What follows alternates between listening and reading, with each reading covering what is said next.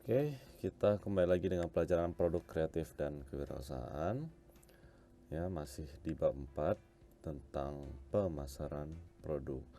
Ya, dimana pertemuan terakhir kemarin kita sudah membahas tentang apa itu manajemen pemasaran dan konsep pemasaran.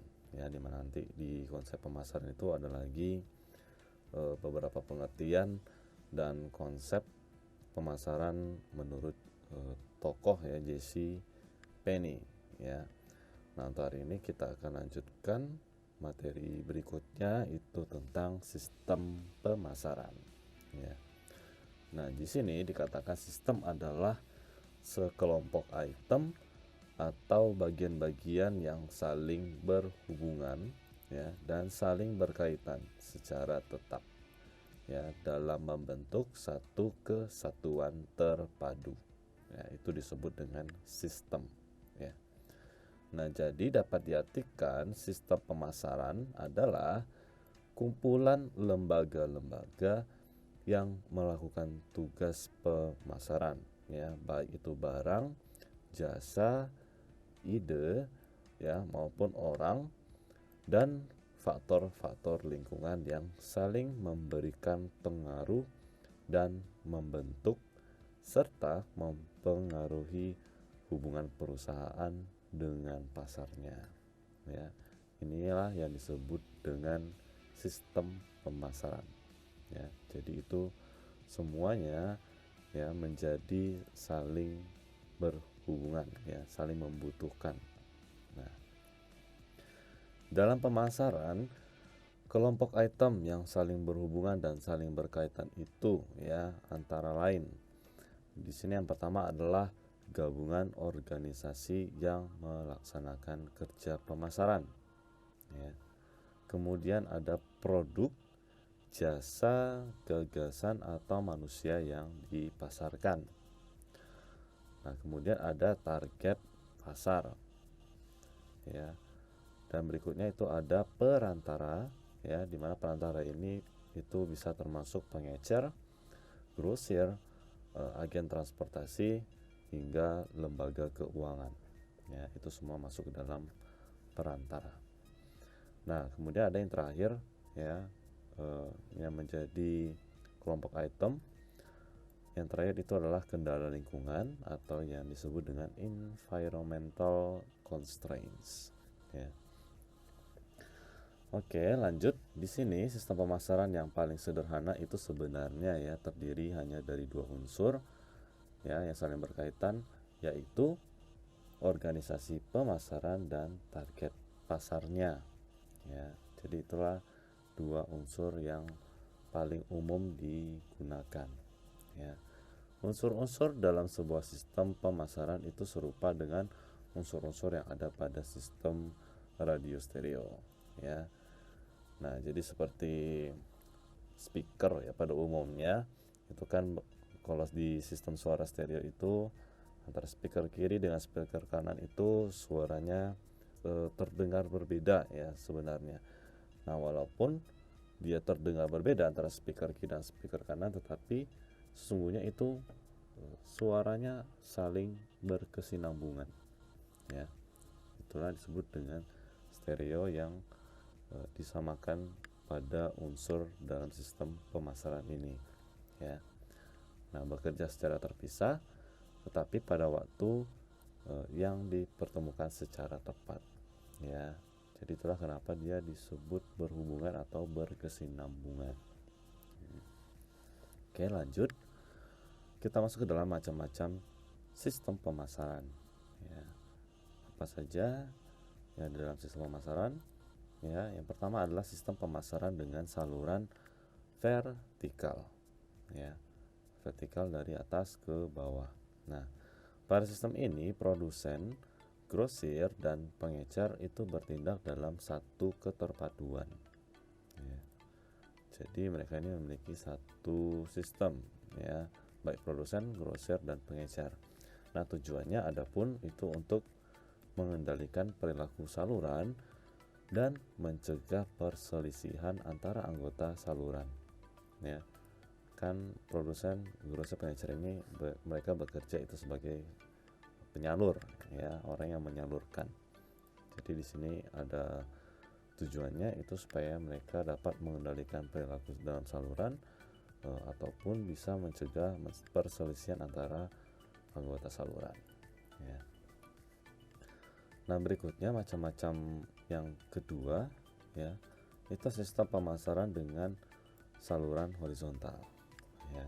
Nah, pada sistem ini ada suatu kerjasama, ya, antara dua atau lebih perusahaan yang bergabung untuk memanfaatkan peluang pemasaran yang muncul, ya. Itu disebut dengan sistem pemasaran dengan saluran horizontal. Jadi dia melibatkan kerjasama antara dua atau lebih, ya, dua atau perusahaan yang bergabung, ya, kemudian mereka akan bekerja dengan memanfaatkan peluang pemasaran yang ada atau yang muncul.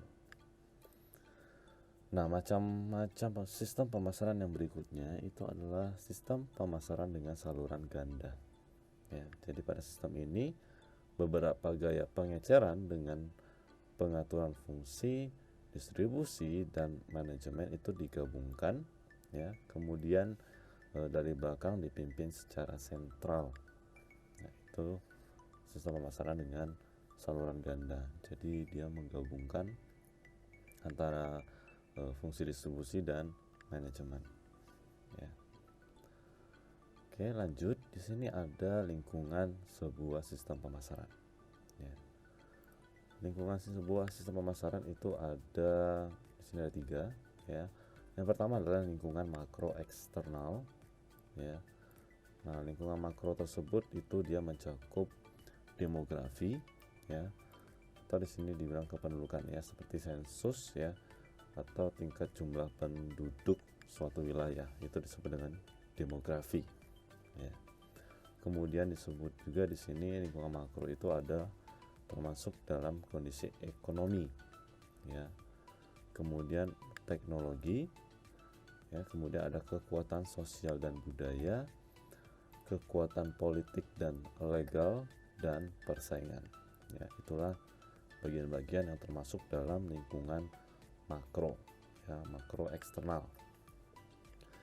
Nah, berikutnya lingkungan yang kedua adalah lingkungan mikro eksternal, ya. Kalau tadi itu makro, yang ini adalah mikro, ya.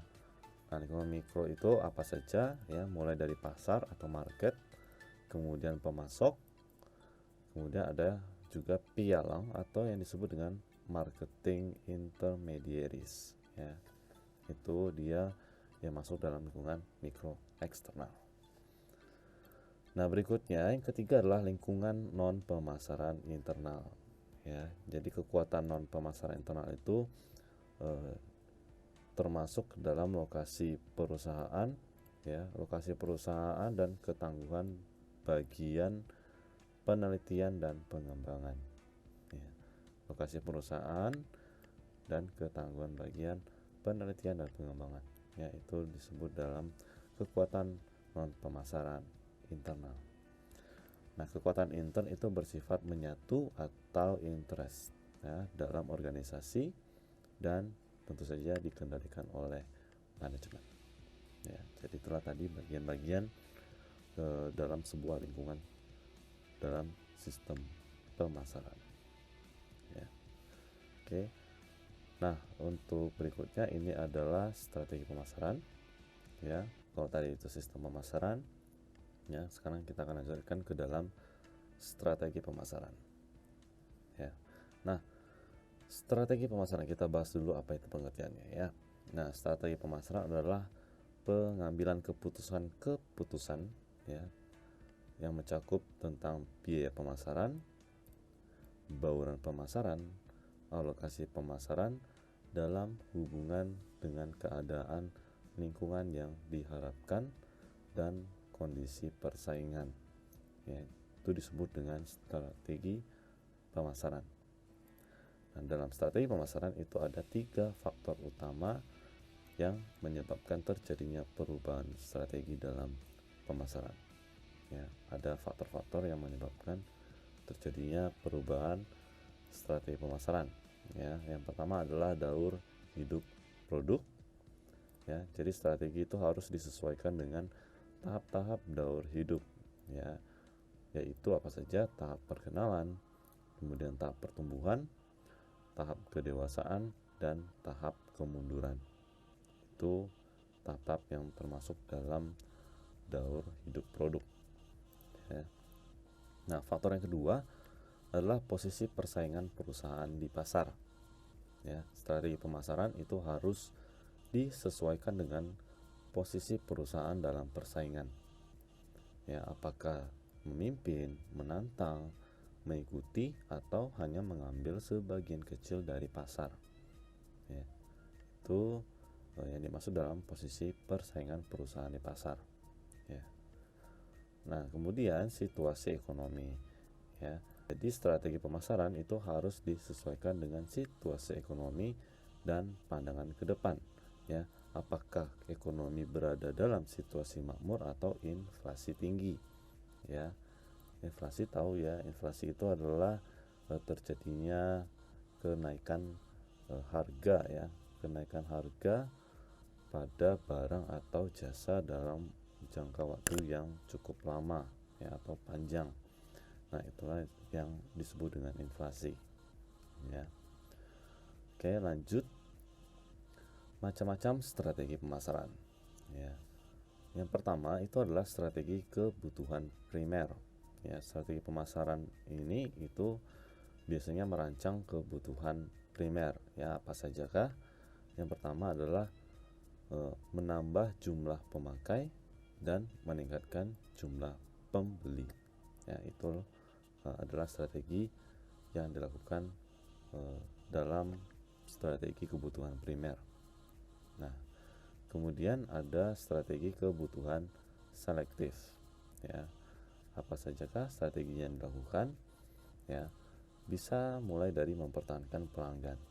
Ya, seperti misalnya itu memelihara kepuasan pelanggan, kemudian menyederhanakan proses pembelian, kemudian mengurangi daya tarik, ya, untuk beralih merek.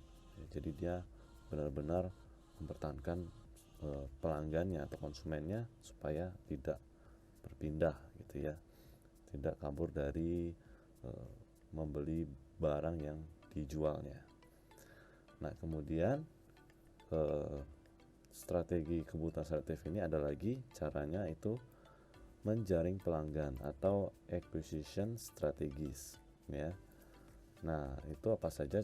Misalnya itu mengambil posisi yang berhadapan, ya, atau head to head positioning. Kemudian ada juga mengambil posisi yang berbeda atau differentiated position, ya. Itu dalam hal menjaring pelanggan atau acquisition strategies, ya. Nah, secara lebih jelas, ya, strategi pemasaran itu dapat dibagi ke dalam 4 jenis, ya, dalam 4 jenis. Yang pertama adalah merangsang kebutuhan primer dengan menambah jumlah pemakai, ya. Kemudian yang kedua adalah merangsang kebutuhan primer dengan memperbesar tingkat pembelian, ya. Nah, kemudian ada juga merangsang kebutuhan selektif dengan mempertahankan pelanggan yang ada, ya.